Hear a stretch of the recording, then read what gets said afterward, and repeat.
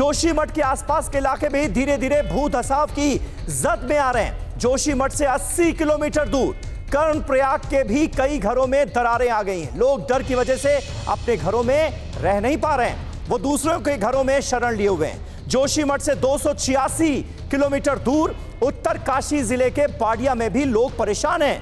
यहां भी लोगों के घर धंस रहे हैं। 35 घरों में यहां भी दरारें आ चुकी हैं और दर्जनों खेत फट चुके हैं। उत्तरकाशी वही इलाका है जहां 1991 में भीषण भूकंप आया था। 2003 में यहां के वरुणावत पहाड़ में लैंडस्लाइड हुई थी, जिससे काफी तबाही मची थी।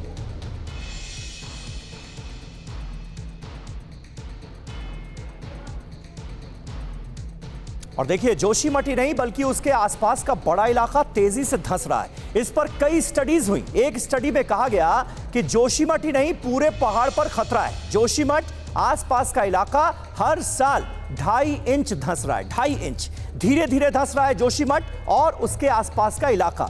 Indian institute of remote sensing की स्टडी में यह पता लगा। स्टडी में सैटेलाइट से मिले डेटा को इस्तेमाल किया गया, उसे एनालाइज किया गया। जुलाई 2020 से मार्च 2022 के बीच की सैटेलाइट तस्वीरों का बाकायदा अध्ययन हुआ। तो ऐसा नहीं है कि स्टडीज नहीं हुई हैं, लेकिन उनकी फाइंडिंग्स को नजरअंदाज कर दिया गया बार बार। और पिछले 50 सालों से जोशीमठ के लिहाज से अगर हम बात करें तो यही होता आ रहा है। धंसता पहाड़, मुश्किल में पहाड़ वासी। और कारण क्या है, ये जरा समझने की कोशिश करते हैं। इंफॉर्मेशन वॉल का एक बार फिर हम करेंगे रुख। कारण देखिए क्या है, अनियमित विकास, अनप्लान्ड कंस्ट्रक्शन जिस तरह से हुआ है वो एक बहुत बड़ी समस्या है। भारी निर्माण जिसका जिक्र हमने किया है। इसके अलावा खनन में हिमालयी भू पर्यावरण की अनदेखी की गई है और समय समय पर पर्यावरणविदों ने जो चेतावनियां जारी की उसे भी सरकार ने पूरी तरह से नजरअंदाज किया। प्रशासनिक नाकामी साफ तौर पर नजर आ रही है, जिसकी वजह से आज ये स्थितियां पैदा हो गई हैं जोशीमठ पे खास तौर पर। उपाय क्या है? हिमालयी भूगोल के अनुरूप विकास हो, ये हर कोई कहता है, लेकिन ऐसा होता नहीं। जमीन में बदलाव का डेटाबेस तैयार किया जाए, ये एक बड़ा उपाय है। पहाड़ में मैदान जैसा विकास मॉडल नहीं चलेगा, ये हर किसी को पता होना चाहिए। पता है भी, पर्यावरणविद और तमाम जो एक्सपर्ट कमेटीज हैं वो इस तरफ सरकारों का ध्यान खींचती आई हैं, लेकिन उनकी फाइंडिंग्स को पूरी तरह से खारिज किया गया, नजरअंदाज किया गया और अंजाम आज हमारे आपके सामने है। और कर्णप्रयाग में जहां पहाड़ धंस रहा है, वहां से हमारे संवाददाता अभिजीत ठाकुर इस वक्त लाइव मौजूद हैं। अभिजीत, ये बताइए कि फिलहाल मुआवजे को लेकर, घरों में रहने वाले लोगों को लेकर होगा आगे क्या, इसको लेकर एक तो कंफ्यूजन की स्थिति नजर आ ही रही है, लेकिन फिलहाल प्रशासन किस तरह अलर्ट मोड पर नजर आ रहा है? क्या सॉल्यूशन की तरफ आगे बढ़े हैं क्या? 7 जनवरी से दरार नहीं आई, घर ज्यादा ऐसे बढ़े नहीं हैं जिनमें दरारें आ रही हैं, लेकिन इन स्थितियों से निपटने की तैयारी क्या ग्राउंड पर नजर आ रही है?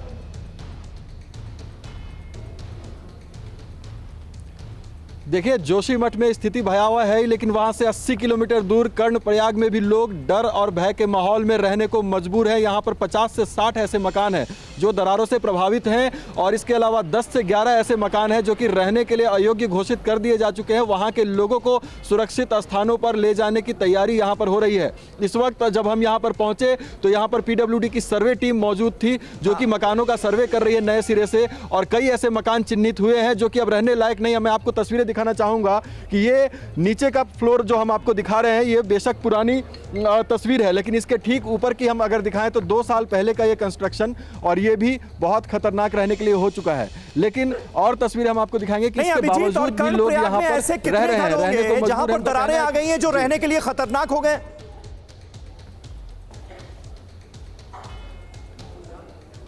जैसा कि PWD के तहसीलदार से हमारी बातचीत हुई, उनका कहना है कि 10 से 11 ऐसे मकान हैं जहां के परिवारों को तुरंत शिफ्ट करने की जरूरत है, लेकिन बाकी भी जो 40-50 मकान है उसमें भी दरारों की जो स्ट्रेच है वो बढ़ रहा है, दिन ब दिन वो बढ़ता जा रहा है, और इसलिए आगे चल के वो भी खतरनाक हो सकते हैं। बारिश एक बार गिरने के बाद समस्या ज़्यादा यहाँ पर बढ़ जाती है। यहाँ के स्थानीय लोग भी हमारे साथ इस वक्त मौजूद हैं जिनका यही कहना है कि बारिश होने के बाद ये समस्या और बढ़ती है और दरारों की जो संख्या है, मात्रा है और उसका जो प्रभाव है वो लगातार बढ़ता जा रहा है। मकान के मकान अब झुकते जा रहे हैं। जी चलिए, शुक्रिया अभिजीत ठाकुर आपका हमारे साथ जुड़ने के लिए।